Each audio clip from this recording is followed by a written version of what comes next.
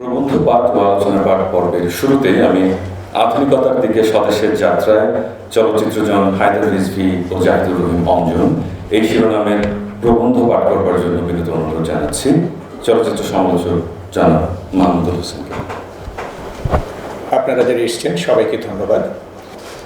আমি প্রথমেই শ্রদ্ধার সাথে স্মরণ করছি চলচ্চিত্রজন সৈয়দ হায়দার রিজভী এবং জাহিদুর রহিম অঞ্জনকে।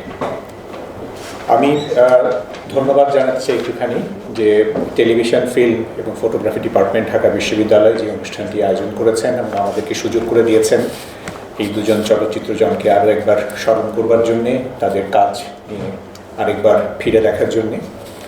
বিশেষ করে ডিপার্টমেন্টের বর্তমান চেয়ার সৈয়দ শাহজাদা আল করিম এবং ডিপার্টমেন্টের প্রাক্তনী রাজীব হাসান, এরা আমার সাথে যোগাযোগ করেছিলেন এবং অনেকটা আমাদের তিনজনের চিন্তা থেকেই বেরিয়ে এসছে যে আমি যে লেখাটি লিখছি সেই লেখাটি ঠিক একটি স্মৃতিচারণমূলক ব্যাপার না হয়ে একটি তাদের কাজের এক ধরনের, আমি কোনোভাবেই জাজমেন্টাল বলবো না, তবে এক ধরনের মূল্যবিচার তো বটেই। বিশেষ করে আধুনিকতার যে প্রসঙ্গটি আমাদের জাতি রাষ্ট্রের জন্য বিশেষভাবে গুরুত্বপূর্ণ, সেই পথে তাদের যে যাত্রা, সেই যাত্রাটির দিকে আমাদের দৃষ্টি আকর্ষণ করবার জন্য আমি প্রবন্ধটি পাঠ করছি। আধুনিকতার দিকে স্বদেশের যাত্রায় চলচ্চিত্রজন হায়দার রিজভী ও জাহিদুর রহিম অঞ্জন। শুরুর কথা, হায়দার রিজভী ও জাহিদুর রহিম অঞ্জন চলচ্চিত্রজন, কিন্তু এই পরিচয়টি যেন যথেষ্ট নয়, যেন একই সাথে আরও একটি কথা তাদের সম্পর্কে লিখে ফেলতে হয় যে তারা আধুনিক মানুষ। লিখে ফেলার পর এরকম কৈফিয়ত তলবের ব্যাপার তৈরি হয় নিজের মধ্যেই যে কি এই পরিচিতির সূত্র, কিভাবে নির্মাণ। বিশেষ করে এই সব দেশে যারা উপনিবেশোত্তর, তাদের জন্য আধুনিকতার প্রসঙ্গটি বিশেষ গোলমেলে।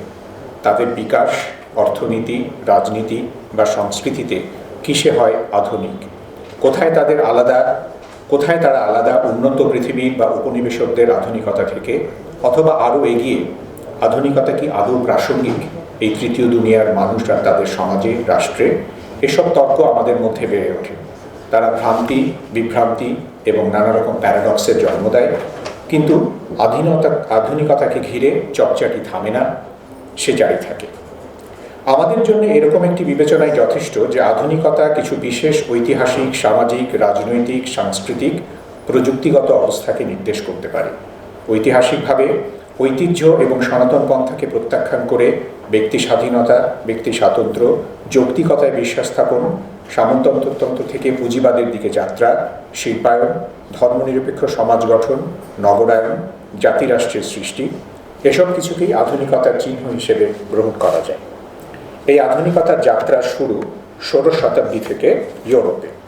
তারপর তাদের উপনিবেশ স্থাপনের প্রক্রিয়ায় আধুনিকতার প্রতিষ্ঠানগুলোর বিকাশ এবং বিস্তার উপনিবেশ সমূহে। তবে বলে রাখা ভালো, পশ্চিমের দেশ নয় এবং উপনিবেশায়ন ঘটেনি এমন দেশেও আধুনিকতার বিস্তার ঘটেছে, যেমন জাপান আর রাশিয়া। উপনিবেশ সমূহ নানাভাবে আধুনিকতার ধারণাটিকে আত্মস্থ মোকাবেলা করেছে। উপনিবেশায়নের প্রক্রিয়ায় সেখানে আধুনিকতার নতুন নতুন সংস্করণের আবির্ভাব ঘটেছে। রাষ্ট্র গঠনের নায়করা নানা কার্যক্রম গ্রহণ করেছেন। সমাজ সংস্কারক এবং সংস্কৃতির কারিগররা নিজস্ব ঐতিহ্য এবং পাশ্চাত্যের আধুনিকতার সমন্বয়ে আধুনিকতার একটি স্থানীয় এবং সমকালীন রূপ নির্মাণ করেছেন। কোথাও কোথাও তারা পরিচিতি পেয়েছে প্রাসঙ্গিক আধুনিকতা বা কনটেক্সচুয়াল মডার্নিটি নামে। আমাদের আলোচ্য দুজন মানুষ, হায়দার রিজভী ও জাহিদুর রহিম অঞ্জন, এমনি এক উপনিবেশোত্তর সময়ের এবং রাষ্ট্রের নাগরিক। এই ভৌগোলিক অঞ্চলে গত শতকের 40-এর দশকের শেষে উপনিবেশের হাত বদলের প্রক্রিয়ায় একটি নতুন যাত্রা শুরু হয় রাষ্ট্র ও সমাজ জীবনের সকল ক্ষেত্রে। এই সময়কালের সামগ্রিক প্রবাহ তাদের হয়ে ওঠাকে এবং তাদের কর্মতৎপরতাকে প্রভাবিত করে তাদের আধুনিকতার কারিগরে পরিণত করেছে এই আমাদের প্রস্তাব। এদেশে আধুনিকতার যাত্রা। পাকিস্তান সৃষ্টি পূর্ববঙ্গে উপনিবেশায়ন ঘটায়নি, রাষ্ট্রযন্ত্র আধুনিক হয়ে ওঠেনি। কিন্তু পুঁজিবাদী বিশ্ব ব্যবস্থার পরিধিরেখায় অবস্থিত রাষ্ট্র হিসেবে তার এক ধরনের অর্থনৈতিক আধুনিকায়ন শুরু হয়েছিল। পণ্যপ্রধান অর্থনীতির স্বাদ এই জনপদের মানুষ পেতে শুরু করেছিল। এই আধুনিকায়ন পশ্চিমের প্রযুক্তি এবং তজ্জনিত পণ্যের ব্যবহারকারীতে পরিণত করেছিল এখানকার মানুষকে, তার ভেতর শিক্ষাও অন্তর্ভুক্ত।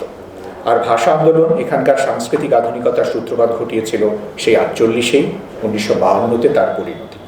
তবে ইতিহাসের যথার্থতা প্রতিষ্ঠার লক্ষ্যে লিখে রাখা ভালো যে 20 শতকের 20 এবং 30-এর দশকে বুদ্ধের মুক্তি আন্দোলন গড়ে উঠেছিল ঢাকাতেই, ভাষা আন্দোলনকে তারই যৌক্তিক সম্প্রসারণ হিসেবে ভাবা যেতে পারে। ভাষা আন্দোলনের সূত্র ধরে মানুষ সচেতন হয়েছিল স্থানীয় কৃষ্টির বিষয়ে, আর নবলোভিত বিশ্ববিদ্যালয়ের শিক্ষা, ভ্রমণের সুযোগ, একটি পর্যায় পর্যন্ত আদান প্রদান ইত্যাদি মিলে যে প্রাসঙ্গিক আধুনিকতার কথা লিখেছি আমরা আগে, তার স্পর্শ পেতে শুরু করেছিল এই ভূখণ্ডের মানুষ। অন্তত নাগরিক মানুষ আত্মপরিচয় অনুসন্ধানের মূল ধারাটি খুঁজে পেয়েছিল সংস্কৃতির মাঝেই, আর একই সাথে বিশ্ব মানবের সংবেদগুলোর সাথে মিলবার আকাঙ্ক্ষাও জাগ্রত হয়েছিল তার মনে।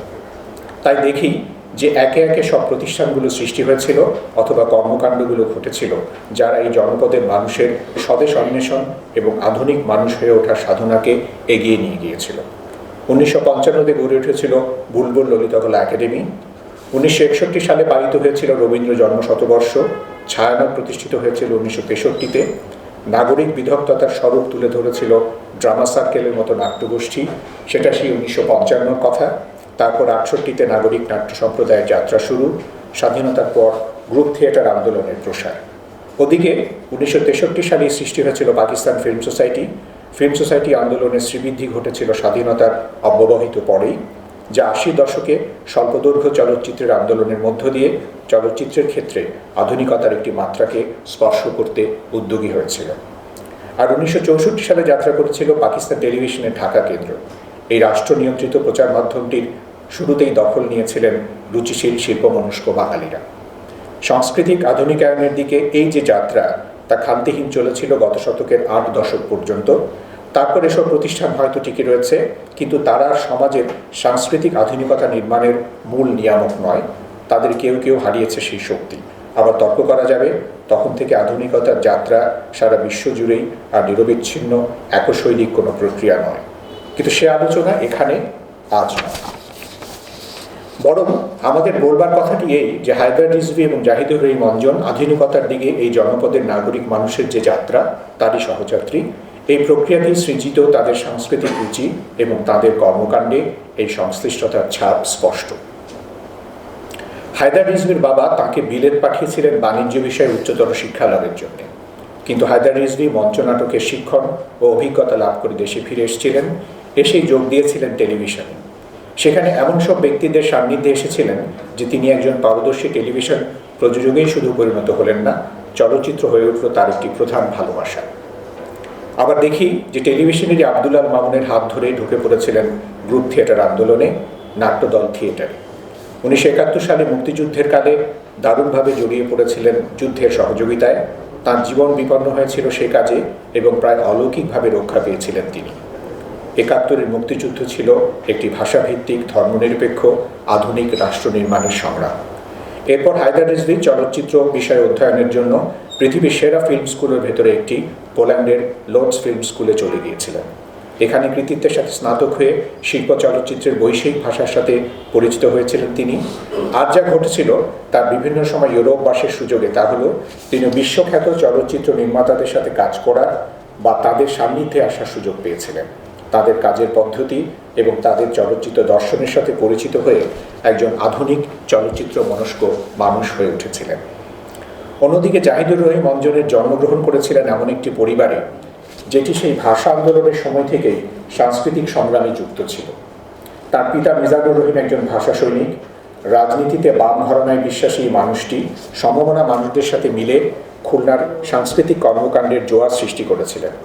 পত্রিকা প্রকাশ, গণসঙ্গীত সহ অন্যান্য গানের দল ও স্কুল গঠন, নাটকের আয়োজন, শিশুদের জন্য ছবি আঁকার প্রতিযোগিতা ও নানা কার্যক্রম তারা গ্রহণ করেছিলেন। আসলে সাংস্কৃতিক আধুনিকতার যে কথা আমরা লিখছি, আগেই তার একেবারে মধ্যমণি হয়েছিলেন তারা। অঞ্জনের শৈশব কৈশোর কেটেছে এরকম পরিবেশে, এবং আমরা জেনেছি যে তিনি কবিতা আবৃত্তি, ছবি আঁকা এবং সেতার বাজানোর মতন বিষয়গুলোকে নিজের করে নিয়েছিলেন। পরে 80 দশকের মাঝামাঝি সময়ে তিনি ভারতের পুনা ফিল্ম ইনস্টিটিউটে চলে যান এবং চলচ্চিত্র পরিচালনা বিষয়ে শিক্ষণ লাভ করে ফিরে আসেন। এর আগে তিনি ঢাকায় যুক্ত হয়েছিলেন ফিল্ম সোসাইটি আন্দোলন। লক্ষ্য করি যে রিজভী এবং অঞ্জন দুজনেই সাংস্কৃতিক যুক্ততার একটা পর্যায়ে বিদেশের নামকরা ফিল্ম স্কুলে পাঠ গ্রহণ করতে গিয়েছে। আসলে ব্যাপারটি কাকতালীয় নয়। চলচ্চিত্র সংসদ আন্দোলনের 1 দশকের কাজের ভেতর দিয়ে স্বাধীনতা উত্তর সময় সে সময়কার তরুণ চলচ্চিত্র কর্মীরা বুঝতে পেরেছিলেন যে শিল্প মাধ্যম হিসেবে চলচ্চিত্রকে সম্পূর্ণ আত্মস্থ করার জন্য প্রাতিষ্ঠানিক শিক্ষার প্রয়োজন আছে। বিশেষ করে চলচ্চিত্রকে আধুনিক মানুষের সংবেদনশীলতার প্রকাশের মাধ্যম হিসেবে নিতে চাইলে তার ভাষার নিবিড় পাঠ, তার ইতিহাস এবং কারিগরি কৌশল যথাযথ পাঠ্যক্রমের ভেতর দিয়ে শেখা প্রয়োজন। এই অনুধাবন থেকে তরুণরা চাইছিলেন বিদেশে ভালো ফিল্ম স্কুলে পড়াশোনা করতে। এরই ধারাবাহিকতায় 70 দশক থেকে চলচ্চিত্র কর্মীরা ভারতের পুনায় এবং পূর্ব ইউরোপের বিভিন্ন ফিল্ম স্কুলে যাওয়া শুরু করেন। রিজভী 70 দশকেই আর অঞ্জন 80 দশকে এ যাত্রায় সামিল হন। তারা যার যার বিদ্যালয় থেকে আধুনিক চলচ্চিত্র রুচি নিয়ে ফিরে আসেন। এ পর্যায়ে রিজভী এবং অঞ্জনের কাজ নিয়ে লিখবার আগে আমরা চলচ্চিত্রের আধুনিকতার বা আরেকটু পিছিয়ে শিল্পের আধুনিকতার ধারণাটিকে পরিষ্কার করে নিতে চাই। শিল্পের আধুনিকতাকে চিহ্নিত করতে গিয়ে শিল্প সমালোচক হার্বার্ট রিডের শরণাপন্ন হই। তিনি লিখেছিলেন, আধুনিক শিল্প হচ্ছে art that appeals to national sensibility. Read শিল্পের বিবেচনায় কার্ল ইউং এবং ফ্রয়েডের মনোবিজ্ঞানের তত্ত্ব দ্বারা বিশেষভাবে প্রভাবিত ছিলেন এবং শিল্প প্রকরণকে তিনি দুটি মেরুতে বিবেচনার প্রস্তাব করেছিলেন। এর একদিকে আছে যৌক্তিক এবং বৌদ্ধিক চেতনা থেকে সৃষ্ট শিল্প, অন্যদিকে আছে আবেগায়িত এবং অভিব্যক্তিবাদী শিল্প। তিনি দেখানোর চেষ্টা করেছিলেন যৌক্তিক সংবেদন শৃঙ্খলা, জ্যামিতি, বিমূর্ততা এবং ধ্রুপদী রুচির সাথে সংশ্লিষ্ট, আর এসবই আধুনিকতার ধারণার সাথে সংশ্লিষ্ট গুণ এবং পথ। অন্য আরেক সমালোচক আরও মূর্ত এবং বিস্তৃত সংজ্ঞায় বলছেন, The root of modernism lie in about the middle of the 19th century in Baudelaire's art criticism, in Gustave Courbet and realism, in depiction of modernity, that is, the contemporary life of the fragmentary, in the challenge to establish art institutions and canons, in turning against the distinction between high and low art, in identifying an affinity with contemporary militant politics, and inventing the notion of avant-garde. অর্থাৎ যা কিছু সমকালীন যুগ যন্ত্রণাকে ধারণ করে, প্রতিষ্ঠান ও শিল্পের প্রতিষ্ঠিত নিয়মকে চ্যালেঞ্জ করে, উচ্চ ও নিম্ন শিল্পের পার্থক্যকে মানে না, যা কিছু আভাগাদ বা নিরীক্ষামূলক এবং নতুন কিছু উদ্ভাবনে সক্ষম, তাই আধুনিক শিল্প।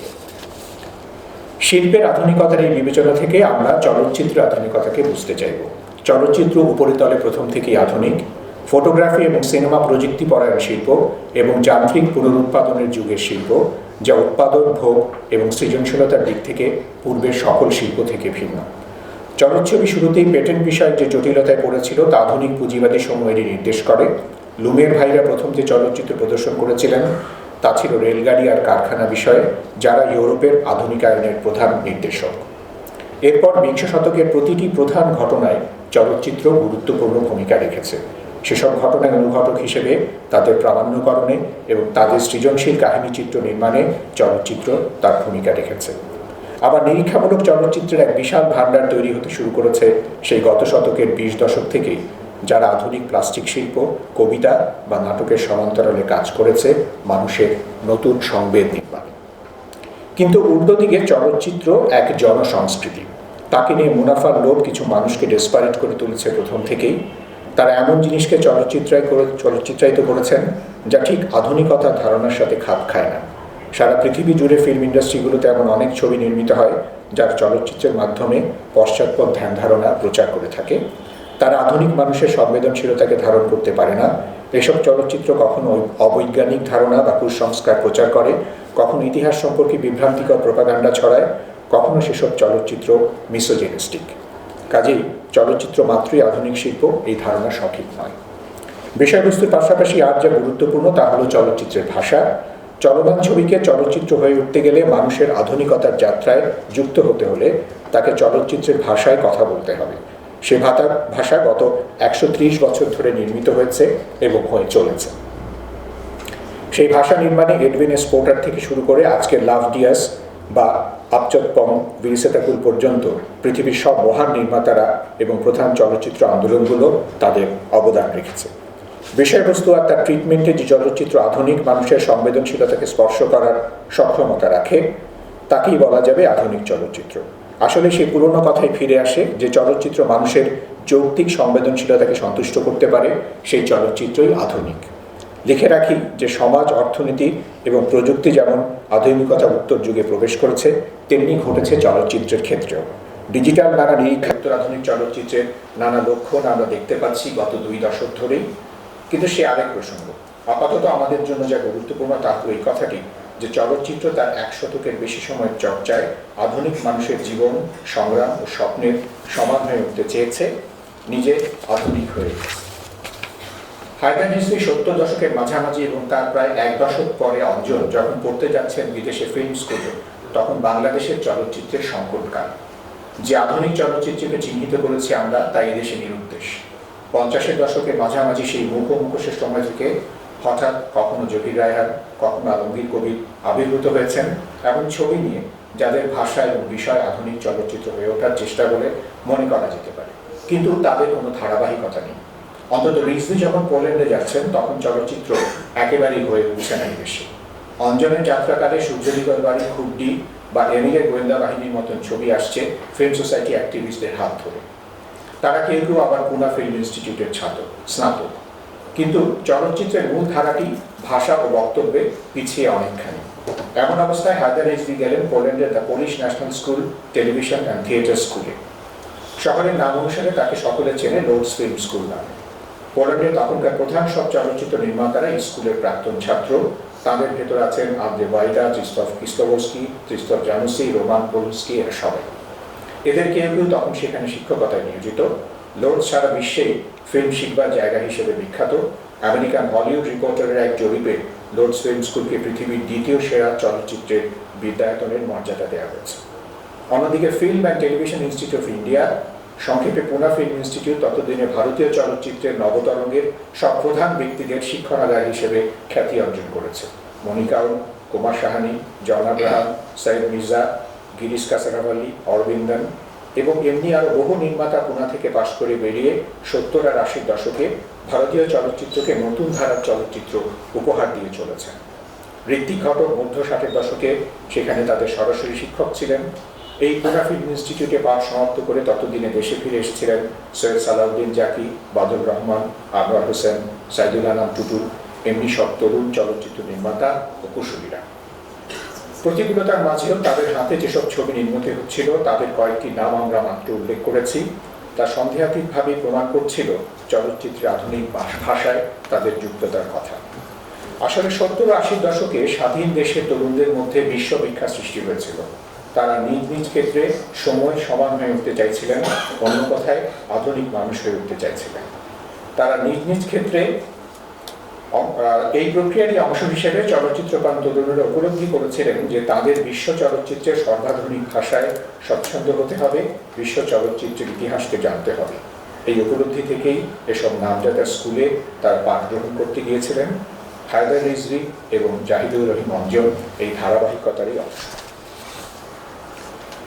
The Persian officer loads film স্কুলে হায়দার রিজভীর ডিপ্লোমা ফিল্ম। গল্পটি ইংরেজি লেখক টি.এইচ. লরেন্সের লেখা। লরেন্স 20 শতকের অন্যতম প্রধান এবং প্রধান আধুনিক ফিকশন লেখক হিসেবে সাহিত্যের ইতিহাসে স্থান করেছেন। তার লেখায় উঠে এসেছে আধুনিক মানুষের বিচ্ছিন্নতা, মনোজগতের সমস্যা ও আধুনিকায়নের ফলে সমাজ জীবনে যে পরিবর্তনগুলো এসছে তার কথা। যৌনতার বীক্ষণ এবং তৎজনিত মনোবিশ্লেষণও তার লেখায় একটি প্রধান বিষয়। দ্য পার্সিয়ান অফিসার গল্পটিতে সব কিছুরই আভাস পাওয়া যায়। মূলত রাশিয়ান সেনাবাহিনীর একজন ক্যাপ্টেন এবং তার আর্দালির সম্পর্ক নিয়ে জটিল একটি কাহিনী এখানে বর্ণনা করেছেন লরেন্স। ক্যাপ্টেনের একাকিত্ব, সামাজিক বিচ্ছিন্নতা এবং এর সূত্র ধরে তরুণ আর্দালির বিষয়ে তার এক ধরনের ব্যাখ্যাতীত অবসেশন ভারী গদ্যে উন্মোচিত হয়েছে। সেই সাথে এসেছে আর্দালির যাপিত জীবনের কিছু উন্মোচন, এক কৃষক বালিকার সাথে তার প্রেমিকার উদ্দেশ্যে লিখিত কবিতা। শেষে ক্যাপ্টেন তার হাতে খুন হয় এবং ডেলিরিয়ামের মধ্যে কেটে যায় তার একটি দিন ও রাত, শেষে সেও মারা যায়। রিজভী অবশ্য ছবির শেষটা বদলে দিয়েছেন। ছবিতে আর্দালি মারা যায় সম্ভবত শত্রুর ছোড়া কামানের গোলায়। 34 পৃষ্ঠার গল্পকে রিজভী 15 মিনিটের চলচ্চিত্রে রূপায়িত করেছেন। অথচ ছবিটি দেখার পর গল্পটি পড়তে গিয়ে মনে হলো চলচ্চিত্রে গল্পের কিছুই হারায়নি। বিশেষ করে চরিত্র দুটির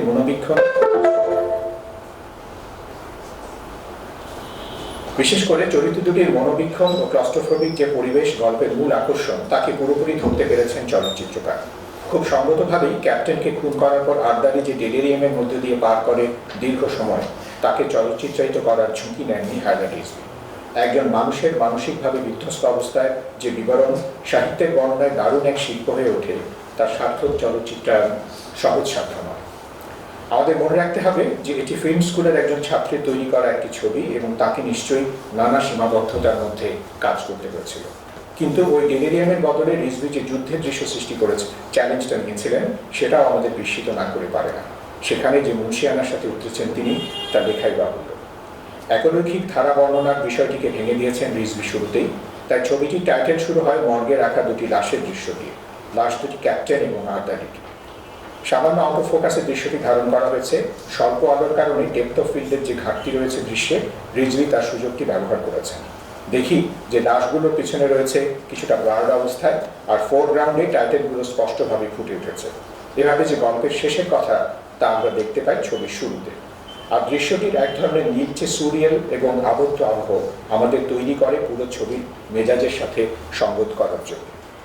পুরো ছবিতে আলো ছায়ার খেলা আর ক্লোজ আপের নিবিড় পর্যবেক্ষণ লরেন্সের মনোজাগতিক বর্ণনার কাজটিকে দৃশ্যগতভাবে উপস্থাপন করেছে। আর্দালির প্রতি ক্যাপ্টেন যে এক ধরনের যৌন আকর্ষণ অনুভব করেন, তা গল্পের চেয়ে ছবিতে বেশি প্রকাশ্য। আর্দালির তরুণ সুগঠিত দেহের একাধিক ক্লোজ আপ রয়েছে ছবিতে, যেখানে ক্যাপ্টেন এক ধরনের কামনার চোখে তাকে দেখতে থাকেন। ক্যাপ্টেনের দাবি সঙ্গের চেষ্টার ব্যর্থতার খুব ছোট এবং ইঙ্গিতময় দৃশ্যাংশ রয়েছে ছবিতে। পুরো ছবিটি নির্মিত হয়েছে এমন একটি ভঙ্গিতে যেখানে কাহিনীর বিকাশ নয়, বরং চরিত্র দুটির সম্পর্কের প্রামাণ্যকরণ আর তাদের মনোবীক্ষণই যেন বেশি গুরুত্বপূর্ণ। আর ছবিতে ঘটনাক্রম যতটা বিশদ, তার চেয়ে বেশি গীতময়। বলা যায় চলচ্চিত্রটি একটি পর্যায় পর্যন্ত সেলিব্রাল। জঙ্গলে গাছের পাতার ভেতর দিয়ে আসা সূর্যের আলোকে ডিফিউজ লাইটের মতো ব্যবহার করে আলো আর অন্ধকারের দ্বন্দ্ব তৈরির কাজটি অত্যন্ত যত্নের সাথে করা হয়েছে। এই চেষ্টা যুদ্ধ আক্রান্ত হওয়ার দৃশ্য অব্যাহত রয়েছে। এই দৃশ্যে দ্রুত চলনশীল ক্যামেরা, শটের ছোট দৈর্ঘ্য এবং শব্দ মিলে যুদ্ধের সার্থক চিত্রায়ন ঘটেছে। ক্যাপ্টেনের ঘোড়াটি ভয় পেয়ে একাকী ছুটে যাওয়া শটটি পুরো দৃশ্যের ব্যঞ্জনাটিকে মাত্রায়িত করেছে। ঘোড়ার চিত্রায়নে রিজভী পুরো ছবিতেই যত্নশীল ছিলেন। ঘোড়ার দলাই মলাই করা শটে আর্দালি আর ঘোড়াটিকে যেভাবে অতি ঘনিষ্ঠ অবস্থায় দেখা যায়, তাতে মনে করার অবকাশ রয়েছে যে ক্যাপ্টেনের চোখে তাদের মর্যাদা একই রকম। আর্দালি আর তার প্রেমিকার কাছাকাছি আসার ঘটনাটিও ঘটে আর্দালি যখন ঘোড়াটির শরীরের যত্ন নিচ্ছেন এমনি সময়ে, এবং সবটিকে বলা যায় তাদের তিনজনের এক নিবিড় স্টাইল। পরে আস্থা বলে আর্দালি আর তার প্রেমিকা ঘনিষ্ঠ হয়। প্রকাশের সংযম, ইঙ্গিতময়তা এবং বিচ্ছিন্ন মানুষের মনোবীক্ষণ, এই তিনটি উপাদান মিলে দ্য প্রাশিয়ান অফিসার একটি সার্থক আধুনিক চলচ্চিত্র হয়ে উঠেছে। রিজভীর আরেকটি ছবি নিয়ে বলছি, সেটি হচ্ছে নার্সারি রাইমস। নার্সারি রাইমস 1990 ছবি। হায়দার রিজভী যখন দ্বিতীয় দফায় পোল্যান্ডে, তখন পোলিশ টেলিভিশনের জন্য তৈরি করেছিলেন 35 মিনিটের এই ছবি। ছবিটি আমাদের আধুনিক ছোট গল্পের কিছু অনিবার্য বৈশিষ্ট্যের কথা মনে করিয়ে দেয়। প্রথমত, মোমেন্ট অফ এপিফেনি, এমন মুহূর্ত যখন এক আকস্মিক এবং ব্যতিক্রমী অনুধাবন আমাদের সংবেদনশীলতাকে ধনী করে তোলে। দ্বিতীয়ত, নাগরিক জীবনের যান্ত্রিক বিচ্ছিন্নতার মাঝে ব্যক্তি মানুষের আত্মানুসন্ধান। ছবিতে আমরা দেখি যে কিশোর আর্তুরের মা গাড়ি দুর্ঘটনায় মারা গেছেন এবং সে নিজে পঙ্গু হয়ে গেছে। তার বাবা জীবনে এগিয়ে যাওয়ার সিদ্ধান্ত নিয়েছেন এবং তার নতুন বান্ধবী হয়েছে। কিন্তু আর্তুর তার মা এবং বাবা মাকে নিয়ে তার যে আনন্দময় শৈশব, সেখানেই রয়ে গেছে। তার বাবা যখন পাশের ঘরে নতুন বান্ধবী মার্তাকে নিয়ে বিছানায়, আর্তুর তখন কম্পিউটারে তার মায়ের ছবি দেখে, বাবা মার সাথে বেড়াতে যাবার ভিডিও দেখে। সে তার বাবার নতুন সম্পর্ককে মেনে নিতে পারে না এবং বালক সুলভ অভিমানে বাবার উপর প্রতিশোধ নিতে চায়। আর্তুর প্রযুক্তি পরায়ণ কিশোর। কম্পিউটারে সে ফাইল এডিট করে বাবার প্রেমিকার গলায় ফায়ার ব্রিগেডকে আগুন লাগার মিথ্যা তথ্য দেয়। আবার প্রকৌশলী বাবার বিদ্যুৎ কেন্দ্রের কম্পিউটার হ্যাক করে সেখানকার তাপমাত্রা বাড়িয়ে দেয়। পরে বিকেলে বাবার প্রেমিকা মার্তা বাসায় এলে তাদের মধ্যে এক ধরনের বোঝাপড়া তৈরি হয়। শেষ মুহূর্তে আর্তুর বিদ্যুৎ চলে যাওয়া ঠেকিয়ে দিতে চেষ্টা করে, কিন্তু ততক্ষণে দেরি হয়ে গেছে। অন্ধকারে ডুবে যায় পুরো শহর। তখন আর্তুর আবিষ্কার করে সেও মার্তার মতো তার বাবাকে ভালোবাসে। এই মোমেন্ট অফ এপিফেনিকে নার্সারি রাইমসের ছবি শেষ হয়। একটি অ্যাপার্টমেন্ট হাউসের ছোট 3টি কক্ষের মধ্যে ঘটে যায় এই ঘটনাগুলো। আসলে শুরুর দিকে আর্তুরের বাবা শোবার ঘরের ছোট দৃশ্যাংশটুকু বাদ দিলে পুরো ছবিটা আর্তুরের ঘর এবং খাবার জায়গা এবং কিচেন স্পেস হিসেবে ব্যবহৃত হয় যে জায়গাটুকু, সেখানেই ঘটে যায় সব ঘটনা। সে তুলনায় লিচ্ছবি ভিজুয়াল দিক থেকে দারুণ সমৃদ্ধ। মোটামুটি আমরা দু ধরনের চিত্রায়ন দেখতে পাই। প্রথমত, ক্যান্ডিড ক্যামেরা পুরো স্পেসের মধ্যে সচল থেকে চরিত্রদের অনুসরণ করে। বিশেষ করে আর্তুরের সাথে তার বাবা দৃশ্যতে এই চালের ক্যামেরার কাজ এই ছোট অ্যাপার্টমেন্টের মধ্যে আর্তুর আর তার বাবার মধ্যকার দূরত্বকে প্রতিষ্ঠিত করে। দ্বিতীয়ত যে চলচ্চিত্রায়নের টেকনিকটি দেখা যায় সেখানে বড় ক্লোজ আপে আর্তুরকে নিবিড়ভাবে স্টাডি করা হয়। আর্তুর তখন কম্পিউটার চালায়, ফোন করে, বাবার ড্রয়ার খুলে নিজের খাবার বানায়। তখন এরকম ক্লোজ আপ আর্তুরকে দেখায় এবং ক্যামেরার ধীর মুভমেন্ট, হুইল চেয়ারে বসা অবস্থায় আর্তুরের কাজগুলোকে স্টাডি করে। চারিদিকে ছড়িয়ে ছিটিয়ে থাকা নাগরিক জীবনের উপাদানগুলি দেখি আমরা এবং গৃহবন্দী আর্তুরের জীবনে আমাদের অভিজ্ঞতার মধ্যে প্রতিষ্ঠিত হয়। এভাবে আমরা দর্শকেরা আর্তুরের সাথে এক ধরনের নৈকট্য অনুভব করি। আমরা সম্ভবত আর্তুরের নিঃসঙ্গতা এবং তার সেন্টিমেন্টকে পাঠ করতে পারি। সেই সাথে প্রযুক্তি পরায়ণ আর্তুরকে আমরা নাগরিক বিচ্ছিন্নতার মধ্যে যথাযথভাবে স্থাপন করতে পারি। শব্দ আলোছায়ার কাজ এই ছবির অন্য ঐশ্বর্যগুলো নির্মাণ করে। নানা রকম যন্ত্রের শব্দ, টেলিফোনের শব্দ, কম্পিউটারের বিভিন্ন সফটওয়্যারের বিভিন্ন রকম শব্দ, রেকর্ডেড ভয়েসের শব্দ, সব মিলিয়ে প্রযুক্তির আধুনিকায়নের ছাপ রয়ে যায় ছবির শরীর জুড়ে। আর যা গুরুত্বপূর্ণ তা হলো আবহ সঙ্গীত। পাশ্চাত্য সুরের যন্ত্রসঙ্গীত এক ধরনের বিষাদকৃষ্ট সাসপেন্স তৈরি করে। অ্যাপার্টমেন্টের ভেতরে আর্তুরের জীবন আমাদের মধ্যে নাগরিক বিচ্ছিন্নতার যে চাপ নির্মাণ করে তাকে আরো মাত্রায়িত করে ইস্যু। দ্য পার্সিয়ান অফিসারের মতোই এই ছবিতেও আলো ছায়ার দ্বন্দ্ব চরিত্রের মনোবীক্ষণের কাজটি করে। আলো খর নয়, অন্ধকার ও নিকষ নয়, কিন্তু তাদের যুগপৎ উপস্থিতি দর্শকের মধ্যে আর্তুরের নিঃসঙ্গ, কিছুটা জেদি, অভিমানী প্রোফাইলটিকে নির্মাণে ভূমিকা রাখে। অভিমানী এবং স্পর্শকাতর আর্তুরকে আরও প্রতিষ্ঠিত করে কিছু ছোট দৃশ্যায়ন। আর্তুর বাবার ডাকে সাড়া দেয় না, দরজা খোলে না, জানলার পর্দা সরিয়ে নিচে মাঠে তার বন্ধুদের ফুটবল খেলা দেখে, কিন্তু বন্ধুরা তাকে দেখা মাত্রই সে জানলা থেকে সরে আসে। বাবার তৈরি রেখে যাওয়া খাবার সে কুকুরকে খেতে দেয়, নিজের খাবার সে নিজে তৈরি করে নেয়। মাউসের বলটি গড়িয়ে দূরে চলে গেলে সে নিজেই তাকে কুড়িয়ে নিতে চেষ্টা করে। এভাবে সে হুইল চেয়ার থেকে পড়ে যায়। তখন সে বার্তাকে ডেকে সাহায্য চায়, কিন্তু সেটা তার মেঝে থেকে তোলার জন্য যতটা, তার চেয়ে বেশি হচ্ছে তাড়াতাড়ি মাউসের বলটি হাতে পাওয়ার জন্য। এসব নাগরিক নিষ্করুণতা আর তার সাথে আর্তুরের বাবার বিদ্যুৎ কেন্দ্র বন্ধ করে দেওয়ার উদ্যোগের মধ্যে আমরা যখন বেদনা এবং উদ্বেগে ভারাক্রান্ত, প্রায় তখন সেই মুহূর্তে আসে মোমেন্ট অফ এপিফেনি। বাবার জন্য আর্তুরের ভালোবাসার কথা জানতে পারি আমরা। সম্ভবত আর্তুরও নতুন করে সে অনুভবের মুখোমুখি হয়, হয়তো সে এক আবিষ্কার তার নিজের ভেতর থেকে। দ্য পার্সিয়ান অফিসার এবং নার্সারি রাইমস ইউরোপের মানুষের গল্প বলে ইউরোপের আধুনিকতার ভাষায়। সেটাই স্বাভাবিক, কারণ প্রথমটি একটি ইউরোপিয়ান ফিল্ম স্কুলের ডিপ্লোমা চলচ্চিত্র, অপরটি সেখানকার এক টেলিভিশনের জন্য নির্মিত ছবি। হায়দার রিজভী বাংলাদেশে কোনো ছবি করেননি, সুতরাং তার ছবিতে ইউরোপের আধুনিকতা স্থানিক মাত্রা পেত কিনা সে আলোচনা করার সুযোগ নেই।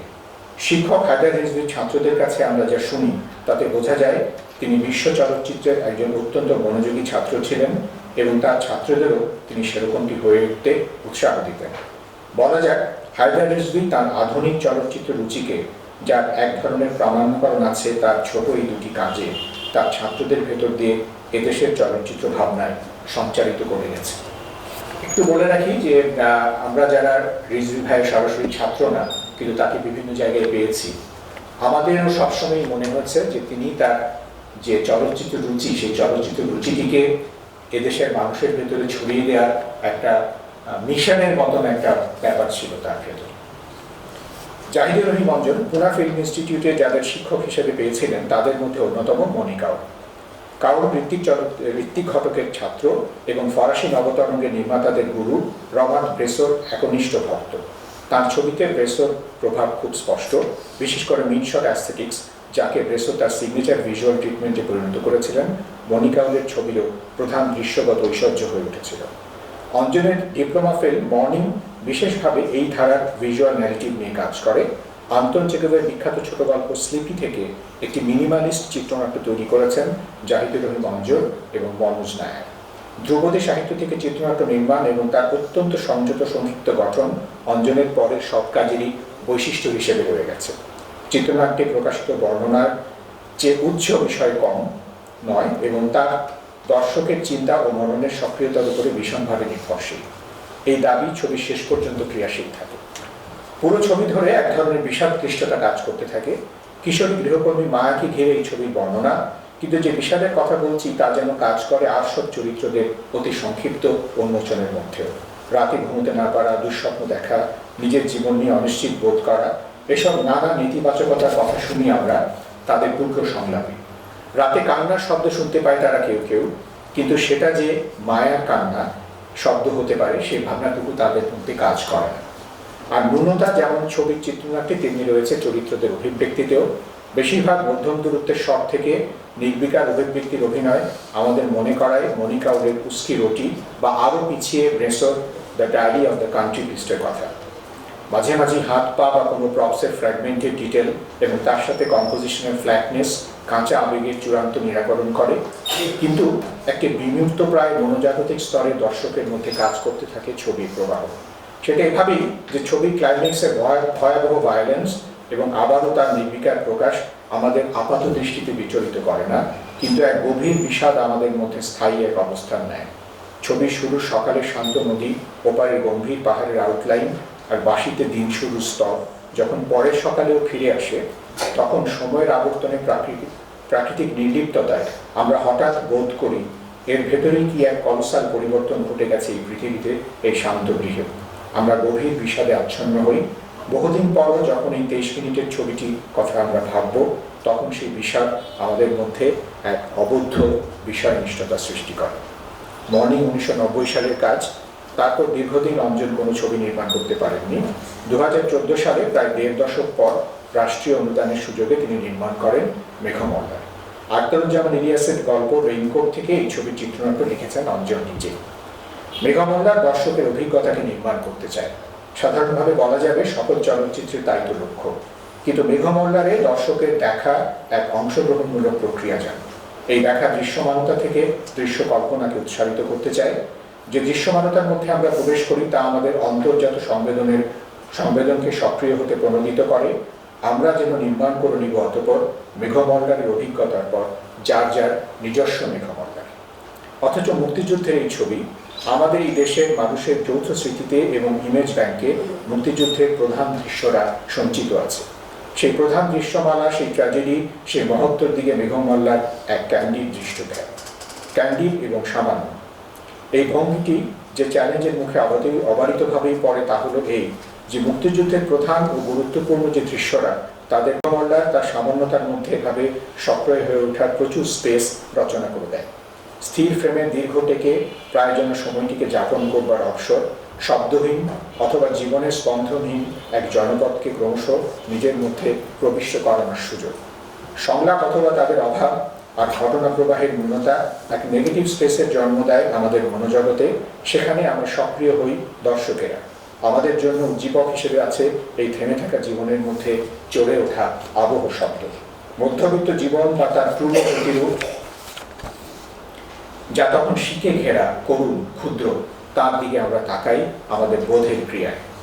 আর এরই উল্টো দিকে যে মুহূর্তে জন্ম হচ্ছিল বাংলার সবুজ সমতলে, জলাঞ্চলে, যেখানে যৌবন অতিক্রম করে যাচ্ছিল জীবনের সকল তুচ্ছতা, তার ইঙ্গিতগুলো আমাদের ক্রিয়াশীল হয়ে ওঠার স্টিমুলেন্ট। মনোমেন্টালিটি বনাম ক্যান্ডিড ব্রেকথ্রু এই চ্যালেঞ্জটি নিয়েছেন মেঘমল্লার।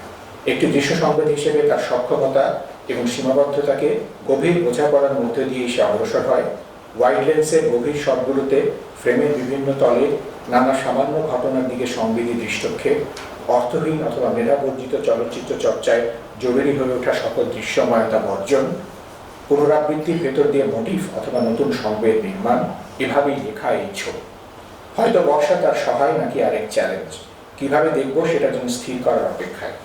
মেঘমল্লার তার নাম, বর্ষার প্রাবল্য, রোমান্টিকতা, নানা মল্লার রাগে সুরধ্বনি ছবির সামান্যতার আঙ্গিককে সংকটের দিকে ঠেলে দিতে চায়। কিন্তু মুক্তিযুদ্ধের যে প্রধান চিত্রময়তা ফ্রন্টাল কম্পোজিশন আঁকান এই ছবিতে, সেই চিত্রময়তার দিকে সে নিয়ে চলে আমাদের। ইলিয়াসের গল্পে মুক্তিযোদ্ধা শ্যালকের রেইনকোটখানি গায়ে চড়িয়ে নির্বিষ নুরুল হুদা অতিক্রম করে গিয়েছিল সব তুচ্ছতা ভয়। মেঘমল্লারে নুরুল হুদার রূপান্তরের রেইনকোটের ভূমিকা তত স্পষ্ট নয়, বরং নুরুল হুদার অতিক্রান্ত অবস্থা যেন এক ক্রমাগত প্রক্রিয়ারই বিশেষ মুহূর্ত। সেই ক্রমাগত প্রক্রিয়ার নাম বাঙালির মুক্তিযুদ্ধ। আর সেই বর্ষা, যা সেবার হেমন্তেও ছিল প্রবল, বিরাট, অপ্রতিরোধ্য, শত্রুকে যে করে ফেলেছিল বাস্তবে দিশাহারা, মনোজগতে পরাজিত, সে মুক্তিযুদ্ধের এক প্রধান শক্তি। শত্রুর জিঘাংসা, পোড়ামাটি নীতির বিরুদ্ধে প্রকৃতির প্রতিশোধ। মুক্তিযুদ্ধের দিকে মেঘমল্লার চলচ্চিত্রের প্রক্ষিপ্ত ক্যান্ডিড দৃষ্টি এভাবে বর্ষার জলদ্রুত ও সপ্তাহগুলি গুরুত্বপূর্ণ হয়ে উঠেছে। আমরা নিয়মিতই বোধ করি যে বর্ষা ক্রমশ নিয়ন্ত্রণ নেয় সময়ের চলচ্চিত্র মেঘমল্লারে। আর নুরুল হুদা, আসমা, সুধাদের জীবনে যে বিচ্ছেদ এই ছবিতে, সেখানে মল্লার রাগেই তার বিস্তার প্রকাশ। বলবো কি যে সে এক মেধাবী সমাপতন, নাকি খানিক রোমান্টিক জলযাপন? মেঘমল্লার একটি প্রায় একরৈখিক বর্ণনাধর্মিতার মধ্যে বাস্তবোত্তর আঙ্গিকের সম্ভাবনাগুলোকে পরখ করে দেখে। একটি শুদ্ধ চলচ্চিত্রিক অভিজ্ঞতা নির্মাণের প্রস্তাব হিসেবে একে দেখা যেতে পারে। এই ছবি দর্শককে তার নিজস্ব ইমেজগুলো নির্মাণ করে নিতে বলে, না বলা সংলাপগুলো রচনা করে নিতে এবং না দেখা আবেগগুলো কল্পনা করে নিতে বলে। সম্ভবত সিনেমাটিক অবজেক্ট নির্মাণের এই নিরীক্ষা আমাদের অন্তর্জাত সংবেদনকে উজ্জীবিত করতে চায়, আর এই প্রচেষ্টা এক রোমান্টিক মননের সাথে দ্বন্দ্বের ভেতর দিয়ে অগ্রসর হয়। মেঘমল্লার সম্পূর্ণতার বোধ জাগায় না, বরং তার শেষ ফ্রেমটি পার হয়ে গেলেও সক্রিয় থাকে আমাদের মধ্যে কোথাও। সে নতুন হয়, অন্য হয়। তার মধ্যে ভিজুয়াল এবং তাদের অনুপস্থিতি, তার ঘটনাবলী এবং তাদের বাস্তবাতিক্রান্ত সামান্যতা কাজ করে আমাদের মধ্যে কোথাও। চাঁদের অমাবস্যা 47 পরবর্তী বাংলাদেশের অন্যতম প্রধান কথাশিল্পী সৈয়দ বলিউডার উপন্যাস। বলিউড এই উপন্যাস রচনা চেতনা প্রবাহ ধারা বা স্ট্রিম অফ কনসিয়াসনেসের আঙ্গিক ব্যবহার করেছিলেন। গত শতকের প্রথম এবং দ্বিতীয় দশকে জেমস জয়েস বা ভার্জিনিয়া উলফের মতো পশ্চিমা সাহিত্যিকেরা আধুনিক কথা সাহিত্যের এই ধারার প্রবর্তন করেন। এই আঙ্গিকে ত্রিমাত্রিক বাস্তবতার বদলে প্রাধান্য পায় চরিত্রের মনোজগতে চিন্তার প্রবাহ। বাস্তবের ঘটনা প্রবাহ কীভাবে কাজ করছে চরিত্রের মননে, তার ক্রমাগত বর্ণনায় এই আঙ্গিকের মূল আলেখ্য। ফ্র্যাগমেন্টেড এবং জটিল বাক্য বিন্যাসে চরিত্রদের মনোবীক্ষণের কাজটি চলতে থাকে। বলিউডের উপন্যাস চাঁদের অমাবস্যা চলচ্চিত্রায়নে সাহিত্যের এই আধুনিক আঙ্গিককে চলচ্চিত্রে রূপান্তরের চ্যালেঞ্জটি নিয়েছেন অঞ্জন। একটি কৌতূহলোদ্দীপক ঘটনা এই, the diary of a country priest উপন্যাসটি লেখা হয়েছিল চেতনা প্রবাহ ধারার আঙ্গিকে। লিখেছে আগেই যে ব্রেসো এই উপন্যাসের চিত্রায়ন করেছিলেন। ব্রেসো যেভাবে অগ্রসর হয়েছেন এই উপন্যাসটি চলচ্চিত্রায়নে, তা বিশেষভাবে প্রভাবিত করেছে অঞ্জনের চাঁদের অমাবস্যাকে। তিনি ন্যূনতার মধ্যে অন্তর্জাত বিনির্মাণের আয়োজন করেছেন। সেখানে দৃশ্যের চেয়ে অদৃশ্যের অধিকার কখনো বেশি। সেই অদৃশ্য দর্শকের মনোজগতে উৎপাদিত হতে থাকে খামতিহীন, এবং সে আবশ্যিকভাবে যুক্ত হয় এই শিল্পার সাথে। অঞ্জন প্রায় একইভাবে এগিয়েছিলেন আগের ছবি মেঘমল্লারে, কিন্তু এই ছবি বিষয় ভাবনায় কতই না আলাদা মেঘমল্লার থেকে। এখানে মনোজগতের দোলাচাল নিয়ে আন্দোলন, অন্ধকার আর আলোর মধ্যে যে দ্বন্দ্ব, সেটার প্রলয়টুকু চলে আসে মনের গভীরে। বাইরে আমাদের সামনে এক প্রান্তিক গ্রাম জনপদ, সেখানে অভিনীত হয় এক জিঘাংসাময় নাটক, যা লজিং মাস্টারকে এক বিষাদঘন বিপর্যস্ততায় বিপন্ন করে তোলে। তার মধ্যে কি কাজ করে? মৃত যুবতীর প্রতি ভালোবাসা, এই মৃত্যুময়তা বিষয়ে কৌতূহল, ন্যায় প্রতিষ্ঠার সরল আকাঙ্ক্ষা, এসব হাতড়ে চলি আমরা। আর মেঘ চাঁদের লুকোচুরি, বাঁশবনের অমোঘ রহস্য, নদীর চরের বিলম্বিত প্রান্তর, যুবতীর ভাসমান লাশ আমাদের ভাবনা বিস্তার উপাত্তগুলো নিয়ে যেতে থাকে। এই বিস্তার ঘন হয় মাস্টার আর কাদেরের সুরিয়াল আলাপের সূত্র ধরে। এরকম মৌতার ভেঙে দেয় দৃশ্যান্তরের আকস্মিকতা। এই চলচ্চিত্রের গূঢ় মেজাজের সাথে এক বড় অসঙ্গতি জানে, আর বিষাদ জুড়ে থাকে পুরো ছবির শরীরে, গল্পের প্রবাহে। মাস্টার আর কাদেরের বিনিময়গুলোতে ক্যামেরা আরও মন্তব্যধর্মী হতে পারত কি? মাস্টারের মনে উথাল পাথালের কিছু মেটাফোর আশা করা যেতে পারত কি? এসব ভাবনা নিয়ে আমরা ছবিটি থেকে বিদায় নিই, কিন্তু যে ন্যূনতায় জারিত উপাদানগুলো আমাদের মধ্যে কাজ করতে থাকে, আমরা চাঁদের অমাবস্যায় থাকি আরও খানিকটা সময়। অঞ্জন আধুনিক সাহিত্যকর্ম নিয়ে কাজ করেছেন এবং তাদের যে চলচ্চিত্রিক রূপ দিয়েছেন, তারা চলচ্চিত্রের আধুনিকতায় সংশ্লিষ্ট। তার প্রধান দুটি কাজ, মেঘমল্লার এবং চাঁদের অমাবস্যা, বাংলাদেশের প্রধান দুজন সাহিত্যিকের কাজের উপরে ভিত্তি করে নির্মিত। স্বাভাবিকভাবেই তাদের বিষয়বস্তু এদেশের সময় এবং সমাজ থেকে বিবৃত। অঞ্জনের চলচ্চিত্র ভাষা ইউরোপ মনস্ক। লিখেছি যে তিনি রবার্ট ব্রেসোর চলচ্চিত্র আঙ্গিক দ্বারা প্রভাবিত ছিলেন। তার কাজে শেষ পর্যন্ত ব্রেসোর ছাপ স্পষ্ট। ঋত্বিক ঘটক বা তার ছাত্র মনিকাউল, কুমার সাহানির মতো তিনি কোনো স্থানিক চলচ্চিত্র ভাষা নির্মাণে উদ্যোগী হননি, কিন্তু এই বিষয়টি নির্দ্বিধায় লেখা যায় যে তিনি চলচ্চিত্র নির্মাণের বৈশ্বিক আধুনিকতার একটি ধারাকে নিয়ে স্থানীয় বিষয়ে কাজ করেছেন। শিক্ষক হিসেবে অঞ্জন হায়দার রিজভির মতো জনপ্রিয় ছিলেন। যা লক্ষ্য করেছি তা হলো, অঞ্জন ছাত্রদের মধ্যে চলচ্চিত্র বিষয়ে একটি উদ্দীপনা সৃষ্টি করতে পারতেন। সিনেমাকে নিয়ে তার গভীর ভালোবাসা ছাত্রদের মধ্যে সঞ্চারিত হতো, আর অঞ্জন ছাত্রদের নিজের মতো করে ভাবতে উৎসাহিত করতেন। ছবি নির্মাতা হিসাবে নির্মাতার চলচ্চিত্রের রুচি যে শেষ কথা, এই কথাটি তিনি তার ছাত্রদের বিশ্বাসের ভেতরে স্থাপন করতেন, কিন্তু তার আগে তাদেরকে যে বিশ্ব চলচ্চিত্রের সকল প্রধান নির্মাণের সাথে পরিচিত হতে হবে, এই কথাটি তিনি জোর দিয়ে বলতেন। তার আকর্ষণীয় বাকভঙ্গিতে চলচ্চিত্রের যে বিশ্লেষণ তিনি করতেন, তা তার ছাত্রদের ভেতরে গেঁথে যেত। এভাবে শিক্ষক হিসেবে চলচ্চিত্রের আধুনিকতার তিনি এক প্রধান প্রচার। 50-এর দশকে আমাদের সমাজে আধুনিকতার চর্চা শুরু হয়েছিল, এ কথা লিখেছি শুরুতেই। সেই চর্চার ধারাবাহিকতা 1971 সালে আমরা একটি রাষ্ট্র অর্জন করেছি, কিন্তু নানাভাবে এই চর্চা পরে ব্যাহত হয়েছে এবং আধুনিকতা আমাদের সমাজ ও রাষ্ট্র জীবনে তার যৌক্তিক পরিণতিতে পৌঁছেন। প্রযুক্তির হাত ধরে সারা বিশ্বের সাথে আমরাও উত্তর আধুনিক সময়ে প্রবেশ করেছি, কিন্তু উত্তর আধুনিকতা আধুনিকতাকে সম্পূর্ণ নিরাকরণ করে না, বরং আধুনিকতার মাঝেই লুকিয়ে থাকে উত্তর আধুনিকতার নানা সম্ভাবনা। এভাবে তারা কখনো সমান্তরাল এবং কখনো পরস্পর ছেড়ে সামাজিক, সাংস্কৃতিক এবং রাজনৈতিক প্রবাহ হিসেবে চলিষ্ণু থাকে। চলচ্চিত্রে আমাদের আধুনিকতা অর্জন খুব বেশি নয়, সে কথাও লিখেছি ইতিমধ্যে। 50 ও 60-এর কয়েকটি বিচ্ছিন্ন প্রচেষ্টার পর 70 দশক থেকে তার একটি ক্ষীণ ধারা অস্তিত্ব বজায় রেখে চলেছে আজ পর্যন্ত। সেই ধারা যারা কারিগর, হায়দার রিজভী এবং জাহিদুর রহিম অঞ্জন তাদের মধ্যে গণ্য। তারা চলচ্চিত্র নির্মাণে এবং চলচ্চিত্র শিক্ষকতায় এদেশে আধুনিকতা নির্মাণের যজ্ঞটি চালিত রেখেছিলেন আজন্ম। এই স্বীকৃতি তাদের প্রাপ্য। আপনাদের সহযোগিতার জন্য ধন্যবাদ।